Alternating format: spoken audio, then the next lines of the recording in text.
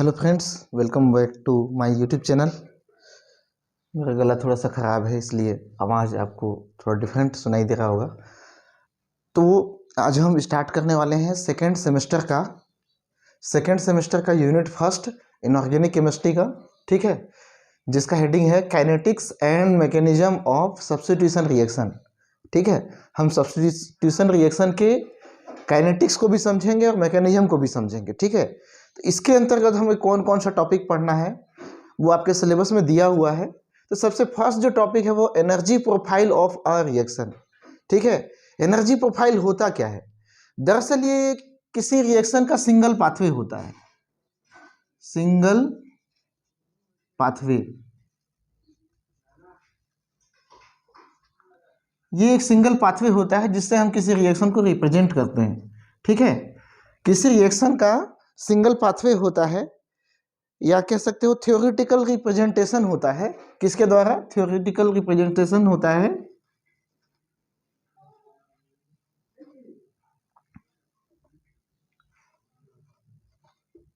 Theoretical representation होता है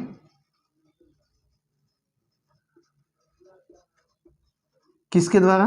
एक सिंगल पाथवे द्वारा। ठीक है, तब हम उसको क्या कहते हैं? एनर्जी प्रोफाइल रिएक्शन कहते हैं, जिसमें हम एनर्जी को शो करते हैं। ठीक है, रिएक्शन की एनर्जी को भी हम बताते हैं। ठीक है, तो एक चीज मैं आपको पहले बता दूं कि आप जो है ना शुरू से मेहनत कीजिए, है ना। शुरू से मेहनत करने का मतलब क्या है? आज से और अभी से। ठीक है, आज जैसे आपने ये वीडियो देखा, ठीक है, आपने क्या किया? वीडियो जो है देखा, ठीक है, एक बार देख लिए, उसके बाद क्या करेंगे? दोबारा जब आप वीडियो को प्ले करेंगे तब उसको नोट्स बनाते जाइए। ठीक है, उसको आप नोट्स बनाते जाइए। हो सकता है नोट्स बन जाए, है ना। बनने के बाद क्या करेंगे? उसको एक बार रीड कर लीजिए। रीड करने के बाद में आप उसको दूसरे दिन थोड़ा सा समय निकाल के 5 मिनट के लिए उसको फिर से रीड कर लीजिए। ये टॉपिक आपका कंप्लीट हो जाएगा। ठीक है, क्या करना है? वीडियो देखना है, उसके बाद में उसको नोट्स बनाना है। ठीक है, वीडियो देखने से समझ में आ जाएगा कि है क्या, है ना। उसके बाद में नोट्स तैयार हो जाएगा। नोट्स तैयार होने के बाद में क्या करना है? एक बार रीड कर लेना है। एक बार पढ़ने के बाद में उसको छोड़ दीजिए। अगले दिन उसको एक बार फिर से रिवाइज कर लीजिए, हो सके, है ना। जब ये एक बार रिवाइज कर लेंगे तब उसको 1 हफ्ते या 2 हफ्ते के लिए छोड़ दीजिए उस टॉपिक को। तीसरे हफ्ते में एक बार फिर से उसको रिवाइज कर लीजिए। उसके बाद में 1 महीना के बाद उसको रिवाइज कर लीजिए। ठीक है, तो रिवाइज पहली बार रिवाइज करेंगे 5 मिनट लगेगा, दूसरी बार रिवाइज करेंगे मात्र 2 मिनट लगेगा, तीसरी बार आप उसको देखेंगे सरसरी निगाह से, तभी आपको वो क्या होने लगेगा? फ्लो के साथ में ये टाइम कम होते जाता है। ठीक है, मतलब आपको रोज कितना देना है? 1 घंटा। पहले तो शुरू दिन क्या करना है? 1 घंटा आपको देना है। ठीक है, दूसरे दिन आपको 5 मिनट लगेगा, तीसरे दिन आपको 2 मिनट लगेगा तीसरे स्टेप में, और चौथे स्टेप में मेरे को नहीं लगता कि आपको ज़्यादा टाइम लगेगा। 1 मिनट के अंदर में आप उसको कंप्लीट कर देंगे। ठीक है, तो इस तरह से पढ़ने का एक क्राइटेरिया होता है। अब देखो, शुरू से मेहनत करने का फायदा क्या है कि आपको एग्जाम के टाइम लोड नहीं पड़ेगा, और सबसे अच्छा चीज आप 70% से ज़्यादा मार्क्स ला सकते हैं। ठीक है, 70% 80% जैसा मार्क्स ला सकते हैं आप, अगर आप शुरू से मेहनत करते हैं। ठीक है, और एग्जाम के पहले दिन मेहनत करेंगे तो वही आएगा आपका 40%, 50%, 45%। तो ये क्या है ना। आपको 45% में नहीं जाना है, आपको जाना है किसमें? 80% में जाना है। तो मैं कहता हूँ शुरू से मेहनत कीजिए। आपको शुरू से ही आपको जो है ना सारा टॉपिक मिलते जाएगा, आपको वीडियो मिलते जाएगा।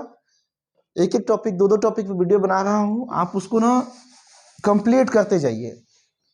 और एक चीज़ ध्यान में रखिए, CSIR नेट जो होता है या सेट जो होता है, MSc के सिलेबस से ही बहुत सारा चीज़ क्वेश्चन बनता है। तो जब आपका बेसिक ही क्लियर नहीं रहेगा तो आप सेट का एग्जाम क्या देंगे, नेट का एग्जाम क्या देंगे? ठीक है, तो इसलिए आपसे रिक्वेस्ट करता हूँ कि एकदम इसको देखते जाइए और कंप्लीट करते जाइए। ठीक है, क्योंकि हमको क्या पढ़ना है? सब्स्टिट्यूशन रिएक्शन पढ़ना है। ठीक है, तो ये सब्स्टिट्यूशन रिएक्शन क्या होता है? सब्स्टिट्यूशन रिएक्शन क्या होता है?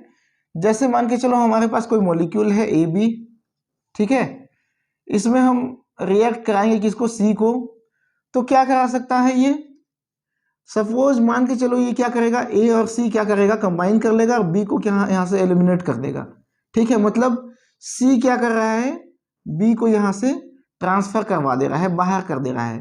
प्रोडक्ट क्या बनेगा, AC प्लस B। तो ये क्या हो गया आपका सब्स्टिट्यूशन रिएक्शन। इसमें कोई बहुत बड़ी दिक्कत वाली बात नहीं है, आपने पहले भी पढ़ा है SN1 SN2, ठीक है, तो दिक्कत नहीं होना चाहिए। तो ये जो हो गया आपका रिएक्टेंट और ये हो गया आपका प्रोडक्ट। इतना समझ में आ गया, कोई दिक्कत नहीं है, ठीक है। अब आते हैं एनर्जी के आधार पे, है ना, एनर्जी के आधार पे, एनर्जी के आधार पे इसको दो भागों में बांटा गया है। पहला होता है एक्सोथर्मिक,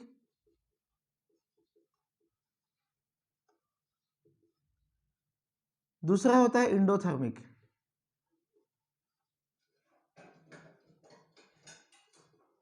आपने जरूर सुना होगा एक्सोथर्मिक और इंडोथर्मिक के बारे में, मैं थोड़ा सा यहाँ पे डिटेल में बता देता हूँ, ठीक है। एक्सोथर्मिक क्या होता है, ऐसा रिएक्शन जिसको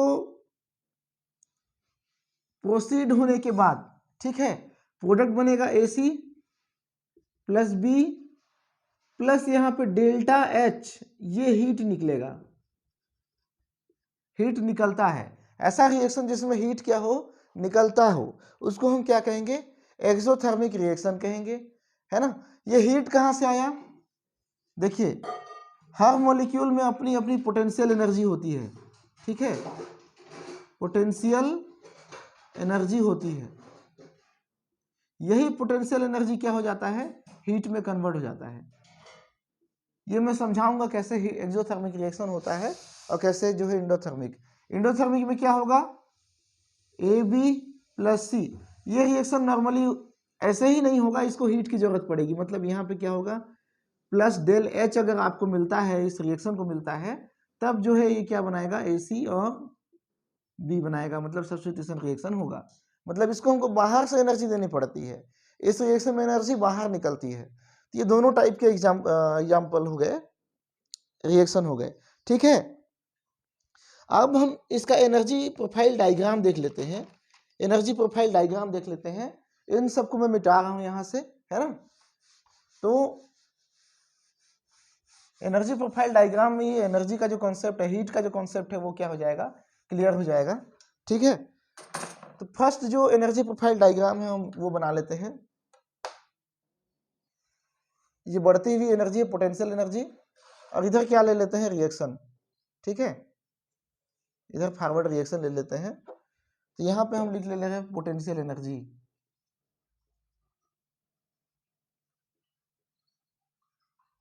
और ये हो गया आपका रिएक्शन। किस रिएक्शन के लिए पढ़ रहे हैं हम, AB plus C AC plus B, ठीक है। तो यहाँ पे जो है आपका रिएक्टेंट है, ठीक है, ये A पॉइंट मान लेते हैं इसको, ठीक है। ये रिएक्शन जाएगा उच्च ऊर्जा स्तर पे और कहाँ चला जाएगा, निम्न ऊर्जा स्तर पे, ठीक है। यहाँ पे जो एनर्जी लगती है इसको हम ट्रांजिशन स्टेट, ये जो B पॉइंट है और ये क्या है, C पॉइंट है, ठीक है। तो A पॉइंट क्या है, ये रिएक्टेंट की पोटेंशियल एनर्जी है,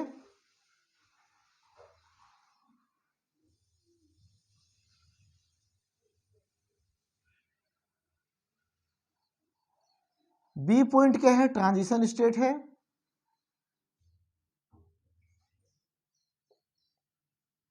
या इसी को हम कहते हैं एक्टिवेटेड कॉम्प्लेक्स,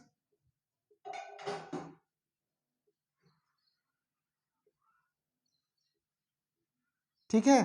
और C पॉइंट जो है प्रोडक्ट है, प्रोडक्ट की potential energy,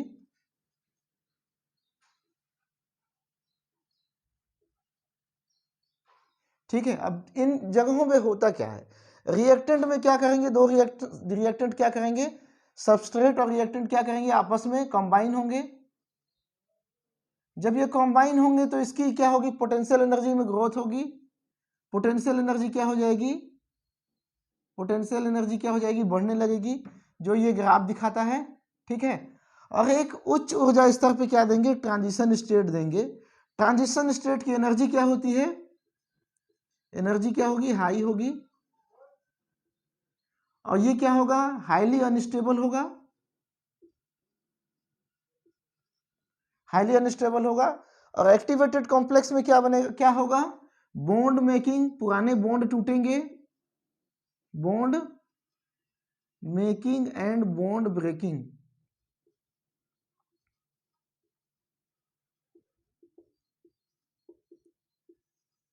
bond making and bond breaking process होता है। इस ट्रांजिशन स्टेट को हम कैसे दिखा सकते हैं, अगर हम इस रिएक्शन की बात करें तो A dot dot dot B dot dot dot C, मतलब यहाँ पे क्या हो रहा है, ये वाला बॉन्ड टूट रहा है और ये वाला बॉन्ड क्या हो रहा है, अच्छा ये ए और सी के साथ में था, ठीक है, एसी हम प्रोडक्ट बना रहे हैं ना, यहाँ पे ए को बीच में रख लेते हैं, इधर बी रख देते हैं, इधर क्या कर रख देते हैं, सी, ठीक है। ए बी के बीच में बॉन्ड ब्रेक हो रहा है और ए सी के बीच में बॉन्ड बन रहा है, ठीक है। ये हाई एनर्जी स्टेट होती है, इसका लाइफ टाइम क्या होता है, कम होता है,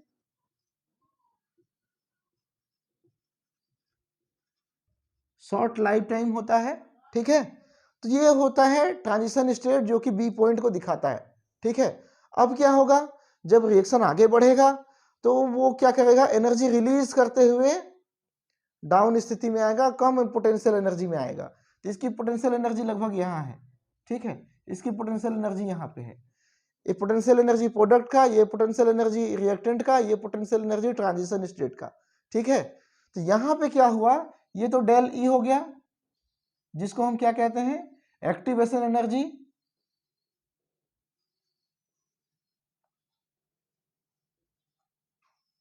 हर रिएक्शन को रिएक्शन कराने के लिए एक उच्च ऊर्जा स्तर से गुजरना पड़ता है, और उस उच्च ऊर्जा स्तर का जो एनर्जी डिफरेंस होता है उसको हम एक्टिवेशन एनर्जी कहते हैं, ठीक है, एक्टिवेशन एनर्जी कहते हैं। उसके बाद में देखो ये एक्टिवेशन एनर्जी आया कहाँ से, ये जो यहाँ तक एनर्जी, जितना एनर्जी ऑब्जर्व हुआ उतना एनर्जी निकला, मतलब वो कहाँ हो गया, यहाँ पे यूज हो गया। लेकिन उसके बाद में जो ये एनर्जी डिफरेंस आ रहा है इसको हम कहते हैं डेल एच, डेल एच, मतलब रिएक्टेंट की एनर्जी यहाँ थी, प्रोडक्ट की एनर्जी यहाँ है, इन दोनों का जो एनर्जी गैप है, ये energy gap kinetic potential energy से किस में कन्वर्ट हो गया, हीट में कन्वर्ट हो गया। यही एनर्जी क्या निकलती है, एक्सोथर्मिक रिएक्शन में निकलती है। क्लियर है, ये क्या होगा, एक्सोथर्मिक रिएक्शन का एग्जांपल होगा। सी पॉइंट क्या दिखाता है, पोटेंशियल एनर्जी दिखाता है ना, और डेल एच क्या दिखा रहा है, जो एक्स्ट्रा हीट यहाँ से जनरेट हो रहा है, इस रिएक्शन से जनरेट हो रहा है, उसको दिखाता है। इसका कंप्लीट रिएक्शन में कैसे लिखूंगा, A B plus C, A C plus B plus del H. ध्यान दीजिए मैंने यहाँ पे क्या लिखा है, डेल एच को बाहर निकाला है, प्रोडक्ट के साथ में बाहर निकाला है, ठीक है। अब इसी को अगर हम इंडोथर्मिक रिएक्शन के लिए पढ़ लें, ये आप लिख लो, ये क्या है, एक्सोथर्मिक रिएक्शन, ठीक है। ये जो डायग्राम है वो किसके लिए है, एक्सोथर्मिक रिएक्शन के लिए है। अब इंडोथर्मिक रिएक्शन के लिए हम क्या बना लेते हैं, पोटेंशियल एनर्जी ग्राफ बना लेते हैं। ये बढ़ती हुई एनर्जी किसका है, पोटेंशियल एनर्जी, ये रिएक्शन है, ठीक है। यहाँ पे क्या होगा, सबस्ट्रेट की एनर्जी होगी, ये एक्टिवेशन एनर्जी के बाद में ये प्रोडक्ट बन गया। अब यहाँ पे देखिए, यहाँ पे एक्टिवेशन एनर्जी कितनी है, ये है, ठीक है, ये ए पॉइंट है, ये बी पॉइंट है, ये सी पॉइंट है, ठीक है। अब इसका जो प्रोडक्ट बन रहा है वो हायर एनर्जी लेवल पे बन रहा है यहाँ, ठीक है। इसका जो प्रोडक्ट बन रहा है वो कहाँ बन रहा है, हाई पोटेंशियल एनर्जी में बन रहा है, मतलब प्रोडक्ट की एनर्जी क्या हो जा रही है, बढ़ जा रही है। अब ये एनर्जी कहाँ से मिलेगी, हमको देना पड़ेगा, है ना, सिस्टम को क्या देना पड़ेगा, डेल एच एनर्जी देना पड़ेगा। यहां से जो यहाँ का एनर्जी डिफरेंस है उसको हम क्या कहेंगे, डेल एच, ठीक है। ये क्या हो जाएगा, प्लस डेल एच रिएक्शन के लिए, ये क्या हो जाएगा, माइनस डेल एच, निकल रहा है तो माइनस हो गया, ये क्या हो जाएगा, प्लस। अब चूंकि अगर इसको हम यहाँ पे लिखते तो हम माइनस डेल एच लिखते, है ना, इधर लिखे तो हम क्या लिखे, प्लस डेल एच।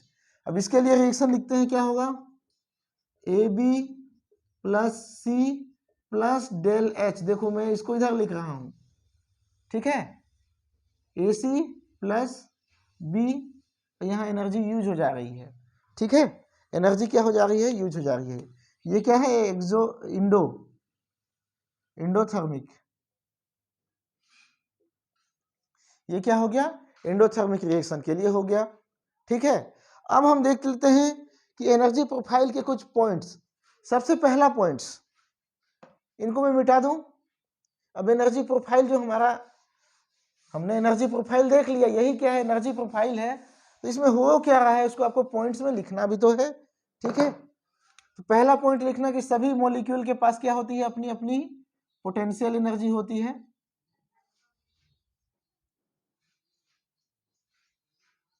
ठीक है, पोटेंशियल एनर्जी होती है। दूसरा पॉइंट क्या है, जब रिएक्टेंट रिएक्ट करते हैं तो उनकी पोटेंशियल एनर्जी बढ़ती है, या कह सकते हो कि कुछ रिएक्शन को फॉरवर्ड करने के लिए एनर्जी की आवश्यकता पड़ती है ना, रिएक्शन को फॉरवर्ड करने के लिए डेल ई एनर्जी की आवश्यकता पड़ती है। इसी को हम क्या कहते हैं, एक्टिवेशन एनर्जी कहते हैं। सेकंड नंबर में आप क्या बताओगे, एक्टिवेशन एनर्जी के बारे में बताओगे।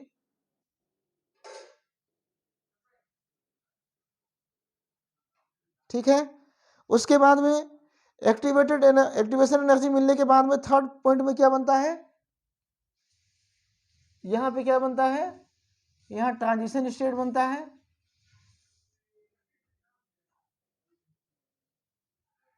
ट्रांजिशन स्टेट में क्या होगा, बॉन्ड ब्रेकिंग और बॉन्ड ब्रेकिंग प्रोसेस होगा।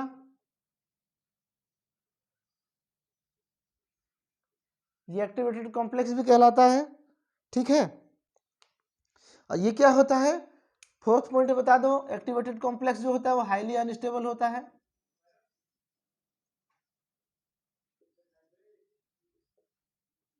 हाईली अनस्टेबल होता है, इसका लाइफ टाइम क्या होता है, शॉर्ट होता है, ठीक है, इसका लाइफ टाइम क्या होगा, शॉर्ट होगा। और कंप्लीट रिएक्शन को 5 पॉइंट में अगर आप दर्शाना चाहोगे, कंप्लीट रिएक्शन हम इस तरह से दर्शा सकते हैं, with the activated complex AB plus C, यहाँ पे ये बन गया, एक्टिवेटेड कॉम्प्लेक्स को ब्रैकेट में दिखाओ,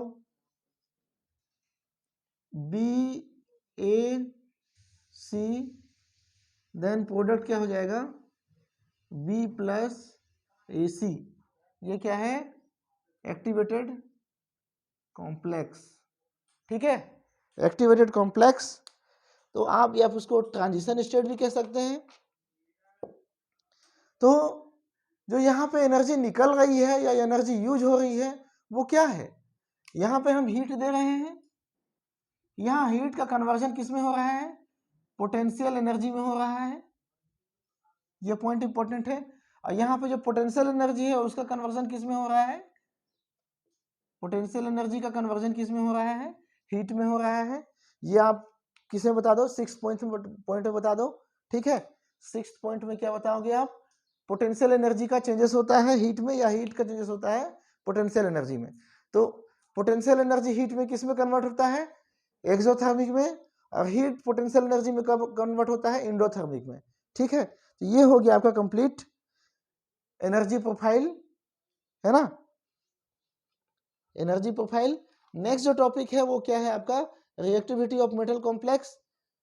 तो रिएक्शन का एनर्जी प्रोफाइल में आपको इतना सारा चीज बताना है, ये सारी चीज आपने पढ़ा भी होगा कहीं ना कहीं, लेकिन अभी भी मैं आपको रिक्वेस्ट कर रहा हूं कि आप पढ़ते जाइए, नोट्स बनाते जाइए और एक एक टॉपिक को कंप्लीट करते जाइए, ठीक है, एक एक टॉपिक को क्या करते जाइए, कंप्लीट करते जाइए, ताकि एग्जाम के पहले आपको बर्डन ना पड़े। अभी क्या है, हंसते खेलते ये टॉपिक तैयार हो जाएगा और आपको लोड भी नहीं पड़ेगा, आसानी होगा, ठीक है। आप एक टॉपिक समझेंगे तो दूसरा टॉपिक भी आपको समझ में आएगा, इसलिए थोड़ा सा मेहनत मैं आपसे मांग रहा हूँ, वो भी आपके लिए, है ना, आपके फ्यूचर के लिए, आपके लिए। मुझे कोई फायदा नहीं होने वाला, मुझे तो जो होना था फायदा वो हो चुका है ना, बस आपको फायदा लेना है। तो बस एकदम ध्यान में रखिए, 100 दिन से प्रण कर लीजिए कि हम थोड़ा थोड़ा थोड़ा थोड़ा करके पढ़ते जाएंगे। कई लोग मैसेज कर रहे थे कि सर कितना पढ़ना पड़ेगा, अरे कुछ नहीं पढ़ना पड़ेगा, 10 मिनट 15 मिनट का टॉपिक है, 10 मिनट 15 मिनट पढ़ लो दिन भर में, 24 घंटे में अब 1 घंटा पढ़ भी लोगे तो क्या चला जाएगा, ठीक है, इतना तो आप टिकटॉक पे वीडियो देख लेते हो, ठीक है जी। तो टिकटॉक पे वीडियो ही समझ लो इसको, देख लो, है ना। चलिए, तो चैनल में बने रहने के लिए बहुत बहुत धन्यवाद। आप सभी का दिन शुभ हो।